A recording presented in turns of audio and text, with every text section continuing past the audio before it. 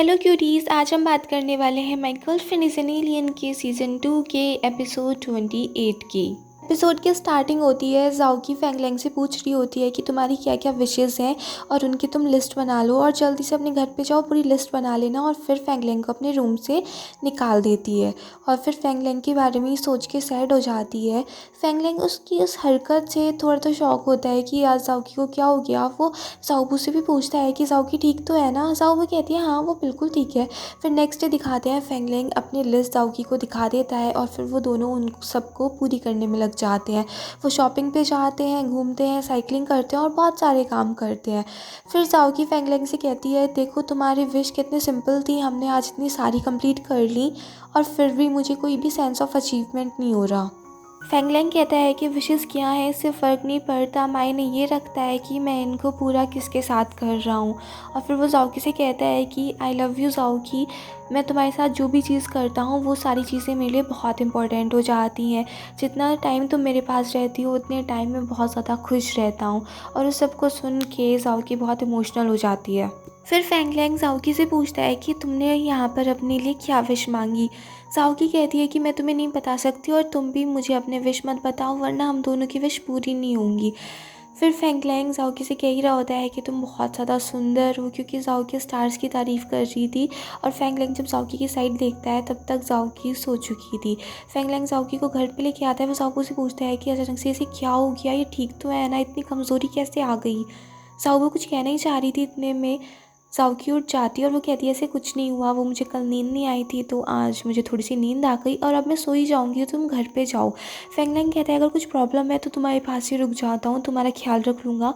पर ज़ाओकी कहती है अरे नहीं सब ठीक है, तुम जाओ यहाँ से।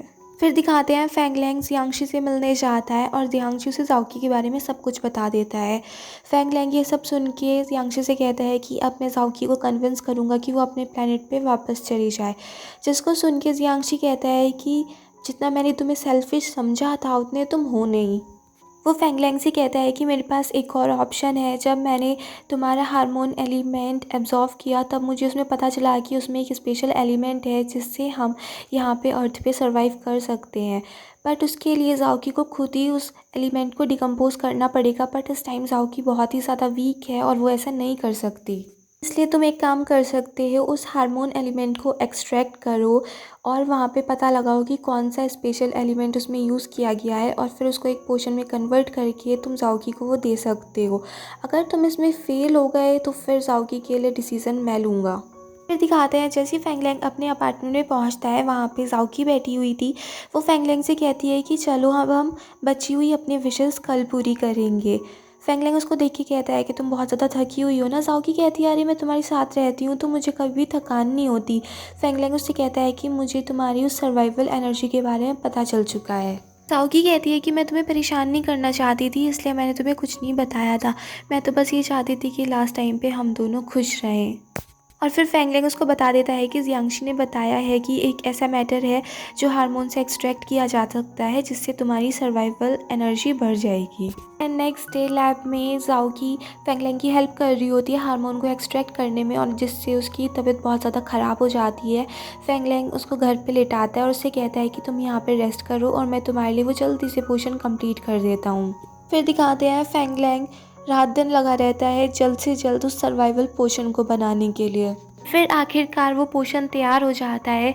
फैंगलैंग उस पोशन को लेके जियांशी के पास जाता है और उससे कहता है कि ज़ाओकी इस टाइम बहुत वीक है और मैं नहीं चाहता कि अगर ये पोशन गलत निकला कि उससे ज़ाओकी को और ज़्यादा कुछ नुकसान हो, तो इसलिए प्लीज़ एक बार तुम उसको टेस्ट करके देख लो कि हार्मफुल तो नहीं है। जियांशी कैंडी से चेक करने के लिए कह देता है बट कैंडी कहती है कि मैं तो एक एआई हूँ, मैं तो सिर्फ आपकी बॉडी ही चेक कर सकती हूँ, ऐसे में किसी चीज़ को चेक नहीं कर सकती। तो जियांशी उसको पी जाता है और कहता है कि अब तो ये बॉडी में पहुँच गया ना, अब तुम इसको चेक कर सकती हो। उसको देख के फैंगलैंग भी हक्का बक्का रह जाता है। उस पोशन को पीने के बाद जियांशी की तबीयत सी खराब होने लगती है। फैंगलैंग भी उसके लिए टेंशन में था।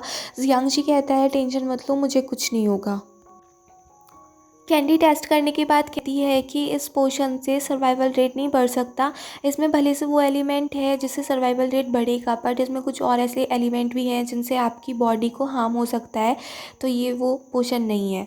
जियांगजी कैंडी से पूछता है कि इसको हम इम्प्रूव कैसे कर सकते हैं। कैंडी कहती है अगर इसको और ज़्यादा प्योरीफाई किया जाए तो शायद कुछ हो सकता है, जिसको सुन के फैंगलैंग कहता है कि मुझे पता चल चुका है मुझे क्या करना है। फिर दिखाते हैं फैंगलैंग जाओकी से मिलता है और उसको ये गुड न्यूज़ देता है कि कैंडी ने बताया है कि अगर इसको और ज़्यादा प्योरीफाई करें तो हमें हमारा पोशन मिल सकता है। फिर दिखाते हैं प्यूरिफाइड पोशन को लेके फैंगलैंग जियांगजी के पास जाता है और जियांगजी उसको भी कंज्यूम कर लेता है। इस बार उसकी तबीयत ख़राब नहीं होती। कैंडी कहती है कि अभी हमें थोड़ा और मॉनिटर करना पड़ेगा, तब मैं कुछ रिज़ल्ट बता सकती हूँ। अभी तो सही लग रहा है सब कुछ, बट इससे सर्वाइवल एनर्जी बिल्कुल भी नहीं बढ़ी है, तो हमें थोड़ा और वेट करना पड़ेगा।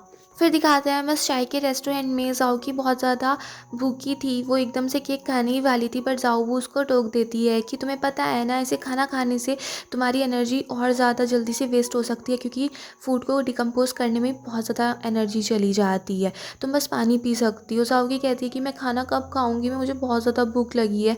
तभी वहाँ पे फैंगलैंग आ जाता है। वो लोग उसको देख के कहते हैं कि आखिरकार तुम वापस आ ही गए, जियांगशी ने कुछ बताया। फैंगलैंग आके कहता है कि जियांगशी ने मुझे अभी अभी कांटेक्ट किया और पोशन बिल्कुल सक्सेसफुल रहा और अब जाओकी हमेशा अर्थ पे रह सकती है, जिसे सुन के वो सब लोग बहुत ही ज़्यादा खुश हो जाते हैं। फिर जाओकी जब फैंगलैंग को हक कर रही थी, वो देखती है उसके हाथ में चोट लगी हुई है। वो पूछती है कि क्या हुआ। फैंगलैंग कहता है कि कुछ नहीं, एक्सपेरिमेंट करते हुए थोड़ी चोट लग गई थी। फिर दिखाते हैं फैंगलैंग और जाओकी एक शॉपिंग स्प्री पे निकल जाते हैं, बहुत ज़्यादा एंजॉय कर रहे होते हैं। वहाँ पे जब जाओकी रिंग चूज़ कर रही थी तो वो कहती है कि ये सारी रिंग तो कॉमन सी हैं, इसमें स्पेशल क्या है, और वो इसलिए कोई भी रिंग नहीं लेती। फिर दिखाते हैं अपार्टमेंट में मिस चाय और जाओबू जाओकी से पूछते हैं कि तुम अब कहाँ जाने वाली हो। जाओकी कहती है कि पता है आज मैंने इतने सारे सर्वे फिल किए और उसमें से किसी ने मुझसे ये भी पूछा था कि मैं कहाँ जाना चाहती हूँ, और मैंने कह दिया था कि मुझे वेटलैंड पार्क जाना है। और फिर कोइंसिडेंस देखो कि फैंगलैंग ने मुझे बताया कि उसे बिज़नेस के लिए वेटलैंड पार्क जाना है और वो चाहता है कि मैं उसके साथ जाऊँ। मुझे थोड़ा अजीब सा लग रहा है, मुझे लगता है फैंगलैंग मुझसे ज़रूर कुछ ना कुछ छिपा रहा है, उसकी आंखों से ही पता चल जाता है। बस चाय कहती है अरे फैंगलैंग कुछ नहीं छिपा रहा है, वो तुम्हें जिस नज़रों से देख रहा है ना, वो नज़रें वो होती हैं जब कोई इंसान किसी से प्यार करता है तो वो उसको ऐसे ही देखता है। फिर जाओकी मिस चाय और जाओबू की हरकतों को देख के कहती है कि मुझे लग रहा है तुम दोनों ही बहुत अजीब से बिहेव कर रही हो। फिर दिखाते हैं फैंगलैंग काफ़ी सारे डिज़ाइन बना रहा था और तभी वहाँ पे जाओकी आ जाती है तो वो अपनी कॉपी छिपा देता है। जाओकी आगे कहती है कि भले से मैं आज बहुत ज़्यादा खुश थी, पर मुझे बहुत अजीब अजीब सा लग रहा है, तो मुझसे कुछ छुपा रहे हो ना। फैंगलैंग कहता है अरे मैं कुछ नहीं छिपा रहा, और मैं छिपाऊंगा भी क्यों, वो भी तुमसे। और चलो तुम टेंशन मत लो, बस सो जाओ और हम कल जल्दी यहाँ से चलेंगे। फिर दिखाते हैं फैंगलैंग और जाओकी वेटलैंड पार्क में आ जाते हैं और वहाँ पे आके जाओकी बड़ी खुश थी। होटल रूम में वो फैंगलैंग से पूछती है कि चलो हम सब कुछ एंजॉय करने कब चलेंगे। फैंगलैंग कहता है कि अभी तो मुझे मीटिंग में जाना है और फिर मैं तुम्हारे साथ चलूँगा। जाओकी इंसिस्ट करती है कि चलते हैं ना, बट फैंगलैंग कहता है कि अभी मेरी मीटिंग है, तुम अकेले ही घूम लो और फिर मीटिंग के बाद आके हम चलते हैं। दिखाते हैं जाओकी अकेले ही घूमने निकल पड़ती है और तभी उसके पास एक ड्रोन आता है जिस पे लिखा हुआ था कि मेरे साथ साथ आओ। जब जाओकी उस ड्रोन के पीछे पीछे जाती है तो वो देखती है कि वहाँ पे फैंगलैंग ने उसके लिए पेंटिंग्स लगाई हुई हैं कि कैसे वो पहली बार मिले थे, फिर उन्होंने क्या क्या किया था, उनके रोमांटिक मोमेंट्स भी थे। लास्ट पेंटिंग तक आते आते जाओकी बड़ी शॉक्ड हो जाती है क्योंकि सामने फैंगलैंग खड़ा हुआ था। जाओकी उससे पूछती है कि तुम सब यहाँ पे कैसे आए और ये सब कुछ तुमने प्रिपेयर किया। तभी फैंगलैंग जाओकी के लिए रिंग निकालता है और उसको प्रपोज करता है, सेम उसी रिंग से जो जाओकी के पास पहले भी थी। फैंगलैंग कहता है कि मैंने सोचा यही रिंग बेस्ट रहेगी क्योंकि इस रिंग ने हमारा बहुत ज़्यादा साथ दिया है। और फिर जाओकी को प्रपोज कर देता है, शादी के लिए बोल देता है और जाओकी भी रेडी हो जाती है। जैसे ही फैंगलैंग उसको रिंग पहनाने वाला था, जाओकी उससे गुस्सा हो जाती है। वो कहती है कि शादी एक बहुत बड़ा स्टेप होता है, तो पहले मेरे कुछ क्वेश्चन के आंसर दो। वो उससे पूछती है कि ब्रेकफास्ट कौन बनाएगा, मेरे साथ घूमने कौन जाया करेगा, लंच कौन बनाएगा, डिनर कौन बनाएगा। और फिर फैंगलैंग सबके बारे में हाँ करके उसे रिंग पहना ही देता है और फिर दोनों बहुत ही ज़्यादा खुश हो जाते हैं। फिर रात को तीनों कपल और असिस्टेंट हैन मिलके डिनर करते हैं। वहाँ पे मिस चाय कहती हैं कि हर ग्रेट प्रपोजल के पीछे बहुत सारे हेल्पर होते हैं और वो सब हम हैं। फिर वो जाओकी को बताती हैं कि जो तुम्हें वो सर्विस फिल करने पड़ रहे थे ना, वो मेरा आइडिया था। जाओगू कहती है कि वो रिंग मैंने रिकवर की और फैंगली कहता है वो सारी पेंटिंग्स मैंने बनाई थी। मिस चाय कहती हैं कि मैं दिन में थोड़ी बिजी थी, वरना मुझे भी अपनी आंखों से वो प्रपोज़ल देखना था। उन सबको देख के फैंगली कहता है कि अब मुझे टेंशन हो रही है कि मैं कैसे प्रपोज करूँगा, आप सब लोग को मेरी हेल्प करनी पड़ेगी। फिर डॉक्टर जैंग मिस चाय से पूछता है कि आपको कैसा प्रपोजल चाहिए। मिस चाय कहती है कि तुम मेरे साथ रहो तो बस इतना ही काफ़ी है। फिर वो लोग सिंगल असिस्टेंट हैन को देख के कहते हैं कि हमें थोड़ा टोन डाउन कर देना चाहिए ना। असिस्टेंट हैन कहते हैं अरे नहीं कोई प्रॉब्लम नहीं है, भले से मैं सिंगल हूँ पर जो मेरे फेवरेट कपल हैं वो हैप्पी रहने चाहिए। फिर दिखाते हैं फैंग लैंग और जाओ की एक रोमांटिक डिनर करते हैं, डांस करते हैं, स्टार गेजिंग करते हैं और रात में एक रोमांटिक नाइट स्पेंड करते हैं। मॉर्निंग में दिखाते हैं फैंग लैंग और जाओकी एक साथ सोए होते हैं और फिर फैंग लैंग जाओकी के लिए ब्रेकफास्ट तैयार करता है। मिस चाय जाओकी से कहती हैं कि जल्दी से अपनी वेडिंग डेट फिक्स कर लो, मैं तुम्हारी शादी बिल्कुल भी मिस नहीं करना चाहती। फिर वो सब लोग हैप्पीली सारा ब्रेकफास्ट एंजॉय करते हैं और वहाँ पे जाओकी बड़ी खुश थी। इतने में फैंग लैंग उसको कुछ खिलाने ही वाला था, वो देखता है कि जाओकी बेहोश हो चुकी है। फिर दिखाते हैं फ्लैशबैक में जियांगशी ने फैंग लैंग को बताया था कि कैंटी ने टेस्ट कर लिया है और इसमें जो इम्प्योरिटीज़ हैं उनको प्योरीफाई नहीं किया जा सकता है किसी भी मशीन की हेल्प से। जियांगशी कहता है कि इसको सिर्फ जाओकी ही डिकम्पोज कर सकती है और जाओकी की बॉडी देख के लगता नहीं है कि वो कर पाएगी, वो इतनी पावरफुल नहीं है, वो इस टाइम पे बहुत ही ज़्यादा वीक है, इसलिए जाओकी अब अर्थ पे नहीं रह सकती है। इसे सुन के फैंग लैंग काफ़ी इमोशनल हो जाता है। वो पूछता है कि स्पेसशिप कितने दिनों में आ जाएगा। जियांगशी कहता है कि ज़्यादा से ज़्यादा 3 दिनों में आ जाएगा। फैंग लैंग कहता है कि तो ये कुछ आखिरी दिन मुझे जाओकी के साथ रहने दो, उसे बाय बोलने दो। और फिर दिखाते हैं फैंग लैंग रोते रोते जाओकी को बाय बोल रहा होता है और यहीं पे ये एपिसोड फिनिश हो जाता है। अगर आपको ये पसंद आया हो तो प्लीज़ मेरे चैनल को सब्सक्राइब करें, लाइक करें, शेयर करें, कमेंट्स करें and bye bye till next video.